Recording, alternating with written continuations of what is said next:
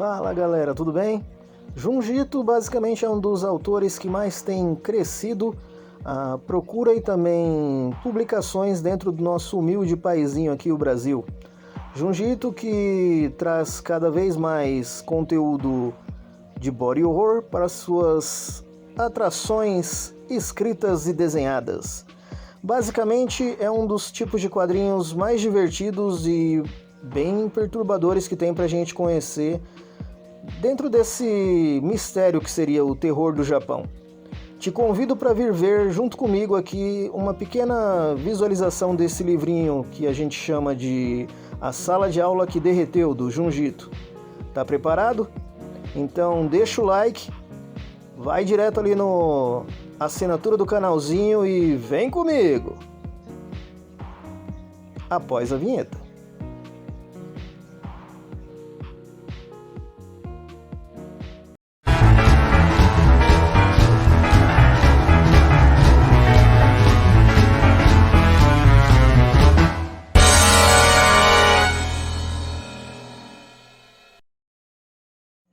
Fala galera, beleza? Eu sou o Flamus e você está no Ponto Fugitivo. Hoje a gente está aqui para fazer uma leiturinha do A Sala de Aula que Derreteu, do Junji Ito. Basicamente eu vou trazer para vocês algumas informações sobre o quadrinho, né, que ele está sendo trazido para cá pela Pipoque Nankin. É basicamente um quadrinho muito bom. E antes da gente continuar, você já deixa aí o like, se inscreve e para já fortalecer aqui o canal e deixar aqui tudo bem de boinhas pra gente, tá? Junji Ito, basicamente, ele está sendo bem reconhecido aqui dentro do Brasil. Atualmente ele tem cada vez ganhado mais espaço, né? Estão trazendo cada vez mais obras do mesmo, fazendo várias coletâneas e trazendo para o formato da gente aqui no Brasil. A Sala de Aula que Derreteu, ela é a história de dois irmãos, é o Yuma Azawa e a Shizumi Azawa. O Yuma ele é o mais velho, né? E basicamente sim, embora o quadrinho se chame A Sala de Aula que Derreteu, ele só tem uma história que praticamente ela se passa dentro da escola, né? O restante ele até passa ao redor, tem casas e outras situações em questão onde acabou ocorrendo toda essa situação. E antes da gente começar já a falar do quadrinho, eu vou tratar com vocês também sobre uma situação que vocês vão acabar vendo no decorrer de toda a história, que é o ato de se desculpar, né? No Japão, basicamente, o ato de se desculpar ele é como se fosse uma atitude que acabou se tornando basicamente assim, cultural. E basicamente assim, lá dentro eles têm diversas formas deles pedirem desculpa, sendo uma mais formal seria o Gomenasai, e eles têm uma outra forma também que seria o Sumimasen. Essa forma, ela é como se fosse uma forma mais abrangente de tratar outras palavras, como por exemplo o arigato. Então ela acabou se tornando como se fosse uma coisa cotidiana que as pessoas falam normalmente. Ela está em táxis, está em comércios, está em diversos locais. E ela é como se fosse um pedido de desculpas adiantado, ou então uma pequena desculpa quando você vai abrir a porta, quando você pede licença. Você já pede licença com o sumimasen, que já está querendo dizer, desculpa te incomodar, mas eu preciso passar, e todo esse tipo de coisa. Então, basicamente, sim, é um local onde você tem uma forma, diversas formas, né, de você pedir desculpa. Eu estava vendo algumas reportagens até mesmo, dizem que pode haver mais de 20 formas diferentes de você pedir desculpa no Japão. Tem também a curiosidade de que quando você mais se inclina para você pedir desculpa, mais sério é aquele pedido de desculpas. E tudo isso é uma forma cultural, porque o povo no Japão ele é um povo muito polido, muito educado, né? Eles acabam, a gente tem a sensação de que eles são muito sérios, mas na verdade eles têm sempre esse sentimento de respeito, gentileza, honestidade, que está sempre presente ali no povo, até mesmo na forma deles falarem. Então, do que se trata basicamente esse quadrinho? O Junji Ito, ele, por ser um autor de terror, ele gosta de brincar, né, com essa situação. O Junji Ito, ele traz diversos tipos de situações nas histórias dele, e essa daqui foi a última que eu li, né, foi também o último quadrinho que eu consegui adquirir dele. Eu consegui comprar diversos outros, como Tomie, comprei o Frankenstein, comprei o Gyo. E falando um pouco dessa edição, ela tem como se fosse uma capa, né, que é a sobrecapa, que ela é feita com um papel mais bonitinho. Aí você retirando ela fica como se fosse um pôster, né? Ela serve para você deixar o mangazinho mais protegido, o livro. Aí ela tem a outra capa dela que ela fica dessa forma aqui. Essa capa preta com essas informações. Essa capa preta, ela está intimamente linkada, assim, ele vem também com um marca-páginas, tá? Um marcador de páginas que é com o olhar da irmã aqui do Yuma. E basicamente sim, esse formato aqui esta capa preta, o formato até mesmo dessa capa preta do livro, dentro da história tem um livro que o personagem Yuma ele usa para se comunicar com um demônio, e basicamente é esse formato aqui desse livro aqui. Eu não gosto muito desses formatos com essas capas duplas, porque embora fique bonito, ele tem uma tendência de ficar dobrando as pontas e acaba deixando bem deteriorado. Eu gostei bastante de uma outra edição, que ela foi feita não pela Pipoca Nankin, mas pela Darkside, que é dessa... é o Junji Ito, né, Fragmentos do Horror. Se vocês quiserem, aí depois vocês deixam um comentário que eu faço também uma visualização do que tem, né, dentro dessa edição.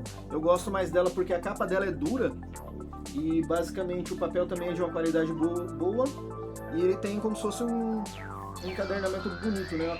Eu acho que fica bem melhor essas edições que elas são muito grossas com a capa dura do que com a capa basicamente desse formato, né? Com essa outra capinha para proteger, porque essa outra capinha acaba deteriorando muito rápido. Mas aí vamos voltar para a história, né? O Junji Ito, então, ele tem essa tendência dele querer sempre brincar com alguma coisa. Uma das coisas que é frequente dentro das obras do Junji Ito é o caso da obsessão. Então, por que eu estava falando sobre o ato de pedir desculpas? O Yuma, ele tem o hábito de, no mangá inteiro, ele sempre estar pedindo desculpa por alguma coisa. Ele está sempre curvado, pedindo e gritando muito por pedido de desculpas, às vezes por coisas absurdas que não tem nem a necessidade dele pedir desculpas e tudo mais, mas ele está sempre lá pedindo desculpas por alguma coisa que acontece. E toda a história ela roda ao redor desse âmbito, né, dele pedir desculpas. Por quê?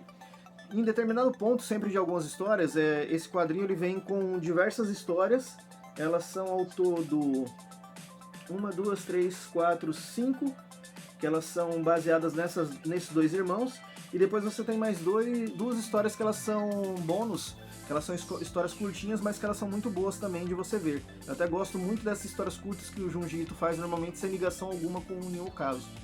Aqui, como tem essas 5 histórias, em cada uma delas você sempre vai ver é como se as histórias não fossem linkadas e elas se linkam no último episódio. O Junji Ito ele tem bastante tendência a fazer sempre esse tipo de coisa. Você imagina que as histórias sempre têm o mesmo personagem, que elas não estão linkadas, e depois elas estão linkadas, porque ele acaba juntando fatos ou alguma coisa em algum ponto mais pra frente. E aí o que acontece? Nessa história, o Yuma, ele está sempre pedindo desculpa, e a irmã dele, depois a Shizumi, ela tem uma cara meio de alucinada, ela tem um jeito bem de uma pessoa meio psicótica, bem alucinada mesmo, né? E ele está sempre pedindo desculpas de todo momento que pode. Ele sempre está lá pedindo desculpas por alguma coisa. Como me perdoa, me desculpa e tudo mais. Aí o que acontece?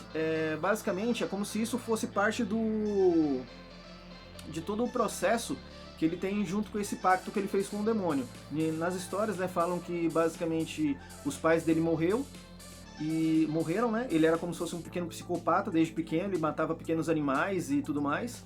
E aí, de tanto que ele acabou achando esse livro, que é o livro preto que a gente tem aqui, né, como eu já falei, ele fez um pacto com o demônio, e toda vez que ele pede desculpas para pessoas, o cérebro dessas pessoas derrete. Aí acaba vazando pelo nariz, pelos glóbulos oculares, ouvidos e tudo mais. É uma nojeira só.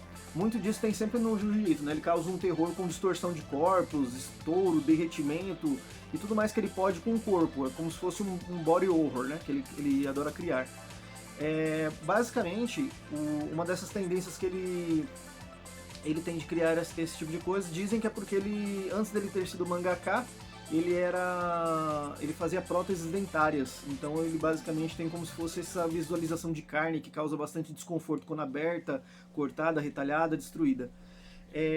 Então na história você vai acabar vendo essas informações, né, de que ele sempre pede desculpa, alguém sempre tem o cérebro derretido, e ele em algum ponto ele diz que a irmã dele, quando era neném, ela lambeu o cérebro dos pais dele. E aí dela lamber aquela gosma, aquela coisa ali no chão, ela acabou pegando gosto por isso. Então é normal nas histórias você ver que sempre quando ele acaba matando as pessoas, ela junta o líquido dessas pessoas dentro de garrafas para beber mais tarde. É uma nojeira sem sentido. Aí, basicamente, assim, são dois psicopatas que eles sempre estão lá e está sempre acontecendo esse tipo de coisa com a morte das pessoas e esse pacto que ele tem com o demônio, né, nessa situação. Eu gostei bastante da história, mas não tanto quanto eu gostei de outras histórias do Junji Ito.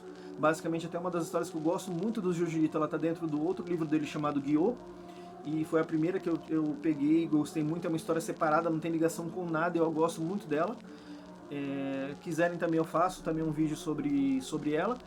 E aí no final eu acho que o que vale mais a pena, na verdade, vale a pena vocês terem a obra, vale a pena vocês comprarem, né, pra vocês terem mais esse... Tem a história Reencontro, que seria de um casal, né, de namorados, e ela acaba morrendo por algum tipo de doença, e ele fica sempre sentindo que ela está ali junto com eles, e eles têm como se fosse um fato que ele pensa que, na verdade, dentro de um meteorito ela acaba caindo, e aí depois tem a fragmentação de como se dentro do meteorito tivesse uma pessoa viva mesmo, o que caiu na Terra, e aí ele tem consciência que aquilo é como se fosse ela, e depois tem como se fosse uma outra situaçãozinha, né? Que pra fechar a história. Sempre tem como se fosse Essas histórias curtas dele eu gosto bastante porque ela sempre tem um fechamento bem meio macabro, meio sombrio. A outra historinha que tem seria o Filhos da Terra, que ela conta, na verdade, a parte dos pais que eles acabaram perdendo os filhos, né? É um grupo de pais que eles estão no meio da montanha procurando os filhos, e aí quando eles chegam eles encontram todos eles enterrados, né, no meio da floresta, e aí eles tentam retirar os filhos, eles não conseguem, os filhos esticam e tudo mais dessas visões de body horror, né? E basicamente tem também um fechamento bem crucial e tudo mais. Pra fechar a edição ele vai ter um epílogo, que é como se fosse uma brincadeirinha dos personagens Yumi e Shizumi, né, fazendo mais algumas palhaçadinhas no final, e depois tem o pós-fácil da editora Pipoca e Nanquim. É uma história boa, eu recomendo que vocês tentem comprar.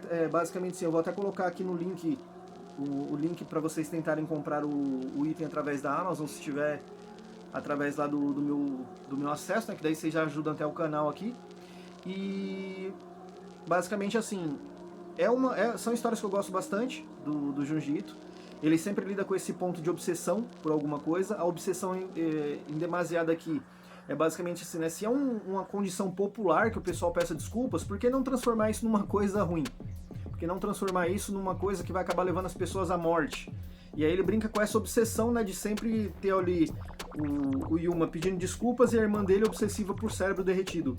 Se vocês forem ver, por exemplo, em outras histórias, como por exemplo da Tomie, a Tomie é como se fosse uma garota que ela é morta, né, na primeira história, e depois ela acaba sempre retornando, e ela sempre retorna e sempre acabam matando ela. Então as pessoas que estão envolvidas com a Tomie sempre têm uma obsessão pela Tomie.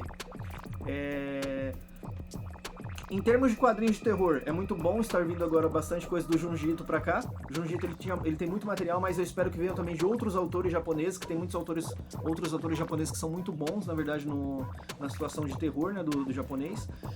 Eu gosto bastante de terror japonês porque ele tem essa tendência de não tem uma explicação plausível, né, pra tudo, embora nessa tenha, eu acredito que possa ter sido até isso que possa ter me desencadeado a situação de falar assim, eu não gostei tanto assim, é porque ela tem uma explicação, né, que o cara faz o pacto com o demônio e tudo mais, tem um demônio envolvido. Mas em outras histórias do Junji Ito, basicamente fica naquela sensação de que você não tem todas as respostas. E é legal você pensar dessa forma, porque assim, em alguns filmes, né, sempre quando a gente vê filmes de terror, a gente sempre tá esperando pra entender o porquê que aquilo está acontecendo. Mas por que o demônio faz isso? Mas por que o fantasma tá atrás da pessoa? Qual que é o motivo de vingança? Qual que é o motivo disso, daquilo, outro? Nas histórias japonesas, normalmente de terror, não tem uma explicação plausível, acontecem coisas absurdas, acontecem coisas que acabam te causando um pânico, e você fica naquela incógnita de falar, mas por quê? Mas essa resposta de o porquê a gente acabaria não tendo se fosse uma versão de realidade, né? A gente não teria, na verdade, a informação de o porquê que o demônio aconteceu aquilo há 200 anos atrás, ou por causa do fantasma, alguma coisa. Tá acontecendo uma situação e você faz parte dela. Você não tem todas as respostas, você não sabe o que acontece. E isso dentro do terror japonês, eu acredito que é uma coisa bem legal e bem interessante de se ver. Aí eu queria agora informações de vocês aí, se vocês gostaram do que eu passei, se vocês vão tentar ir atrás aí do Junji Ito, né, pra conseguir. E caso vocês queiram que eu traga mais material desse tipo aqui pra para tratar nos vídeos, é só vocês falarem, deixa aí embaixo nos comentários qual que vocês gostariam que eu falasse. Eu tenho alguns livros, não tenho todos, caso eu não tenha todas as informações, fica do critério também de eu tentar ir procurar e tudo mais, mas deixem aí informações nos comentários do que vocês gostariam que eu pudesse passar aqui, tudo bem? Então é isso aí, galera, a gente se vê no próximo vídeo, muito obrigado, deixa o like, compartilha, comenta, gera aí todo o engajamento possível, porque vocês ajudam demais o canal. Muito obrigado e até a próxima.